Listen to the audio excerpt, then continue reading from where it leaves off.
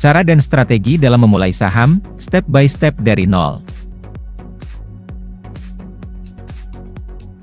Sebelum investasi saham, saya akan menjelaskan secara singkat apa itu saham. Saham adalah salah satu pilihan investasi yang menguntungkan, namun ada kalanya saham bisa menjadi bumerang bagi seseorang yang hanya memikirkan keuntungan dalam waktu sekejap. Berikut saya akan membantu Anda untuk mengenali langkah demi langkahnya. Anggapan yang salah hanya bisa dilakukan oleh orang-orang yang kaya dan beruang saja. Saham adalah jenis investasi yang haram. Memerlukan modal yang tidak sedikit. Sangat sulit untuk dimengerti oleh orang awam. Membutuhkan NPWP. Fakta di lapangan. Tidak ada tingkatan status sosial yang harus dipenuhi jika ingin berinvestasi saham. Semua orang dari kalangan apapun bisa mengikutinya. Ada banyak sekali jenis saham dan juga termasuk jenis saham syariah, tentunya dengan memegang ketentuan sesuai ajaran Islam dan fatwa DS. Modal yang diperlukan sangat minim, bahkan bisa dimulai dengan harga modal Rp100.000. NPWP bukanlah syarat wajib yang harus dimiliki oleh calon investor. Memiliki KTP. Ya, setidaknya calon investor memang harus memiliki KTP mereka sendiri. Biasanya, KTP ini sudah dimiliki oleh semua WNI yang mencukupi umur. Tabungan. Kenapa? Nantinya ini akan bersangkutan dengan keuntungan investasi saham ataupun modal yang akan digunakan. NPWP, opsional. Kita semua tahu, bahwasanya tidak semua orang memiliki NPWP ini. Namun, jika ada akan lebih baik atau jika tidak ada maka Anda tetap bisa menjadi salah satu investor saham. Konservatif, risiko rendah. Investor yang berada di kelompok ini adalah jenis orang-orang yang lebih berhati-hati dan menekan ambisi mereka. Walaupun mungkin sebagai investor mereka tahu keuntungan banyak yang bisa didapatkan dari jenis obligasi dan saham. Tapi, mereka tidak menanamkan modal yang terlalu banyak di ranah tersebut. Biasanya tipe investor yang ini hanya akan menggunakan modalnya lebih banyak di dunia deposito alias tabungan. Di mana kita semua tahu, deposito adalah salah satu instrumen yang lebih aman dan lebih jelas keuntungannya walaupun tidak terlalu banyak. Moderat, risiko sedang.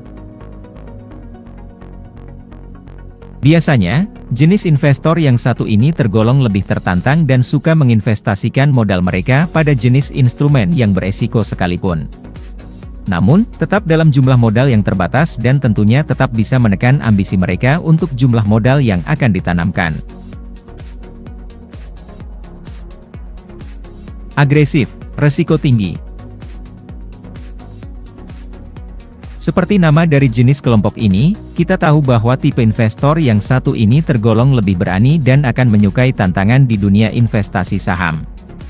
Di mana mereka tidak segan-segan untuk menanamkan modalnya di berbagai instrumen beresiko dengan modal yang tinggi. Namun jika dikelola dengan baik maka akan mendapatkan profit yang tinggi juga. Sesuai dengan namanya, ini merupakan panduan belajar saham yang akan dilakukan secara mandiri alias otodidak. Di mana Anda sebagai calon investor nantinya harus banyak-banyak memiliki referensi pembelajaran. Seperti mencari buku-buku panduan belajar saham, menonton video penjelasan yang banyak tersedia di YouTube dan belajar dari sang ahlinya. Tentu saja, setelah berhasil mempelajari seluk-beluk panduan belajar saham secara mandiri ini, Anda juga bisa bermain di dunia saham dan mulai berinvestasi. Jika Anda melakukannya dengan baik dan mau benar-benar belajar maka belajar sendiri bukan lagi hal yang mustahil. Panduan belajar cara instan.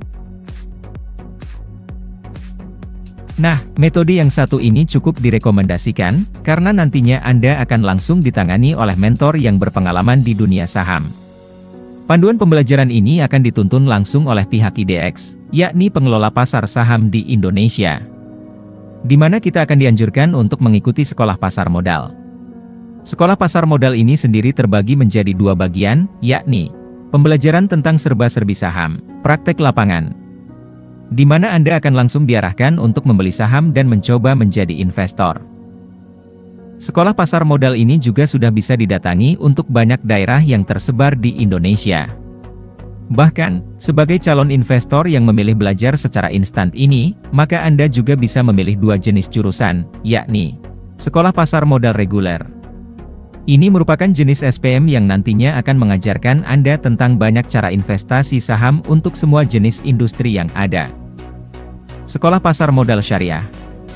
Sesuai dengan namanya, SPM ini hanya akan memfokuskan kita pada investasi saham yang tidak melenceng dari ketentuan agama Islam. Bagaimana tentang pembayaran untuk mengikuti sekolah pasar modal ini? Secara teknis, sebenarnya kita tidak perlu membayar untuk menjadi salah satu anggota pelajar SPM ini. Karena kita hanya membutuhkan biaya sebanyak modal awal minimum. Untuk penanaman modal saham yakni Rp100.000. Yang mana uang ini nantinya akan dijadikan modal awal saat sesi praktek lapangan berlangsung. Pilihan investasi. 1. Day trading. Trader yang menggunakan jenis day trading ini merupakan trader yang selalu mengakhiri trading di akhir jam bursa ditutup. Secara harfiah, ini merupakan jenis trading harian, yang pastinya memiliki akun berbeda dengan jenis trader reguler atau yang melakukan trading secara berkala. Tidak peduli mendapatkan keuntungan maupun kerugian, jenis day trader akan menutup tradingnya di saat pasar bursa tutup. Kelebihan. Jika pandai dalam menganalisa gambaran chart saham secara menit, jam dan harian, maka besar kemungkinan akan mendapatkan keuntungan yang lebih banyak. Memiliki peluang profit yang lebih banyak. Menghemat adanya fee yang akan dipotong setiap transaksi, karena mendapatkan keuntungan lebih besar juga. Kelemahan. Sangat dibutuhkan analisa tentang grafik naik turun saham yang lebih mendalam dan akurat. Membutuhkan banyak energi karena harus selalu memantau pergerakan chart saham. Transaksi yang dilakukan dalam satu hari sangat sulit apalagi bagi yang tidak terlalu memahami caranya. 2. Swing trading. Tidak jauh berbeda dengan day trader, yang memilih tipe swing trader juga tidak melakukan aktivitas trading dalam jangka waktu yang lama. Biasanya mereka yang memilih pola ini akan menutup kembali aktivitas tradingnya hanya dalam waktu harian, mingguan atau bulanan. Trader seperti ini akan sangat bergantung kepada perubahan grafik chart saham per jam, per hari dan per minggu. Analisa yang digunakan adalah tipe kombinasi antara fundamental dan teknikal. Kelebihan. Bisa mendapatkan keuntungan yang lebih besar dengan melakukan perhitungan yang tepat. Karena tidak tergesa-gesa, maka adanya cut loss atau kerugian bisa diminimalisir jika dibandingkan dengan tipe day trading maupun scalping.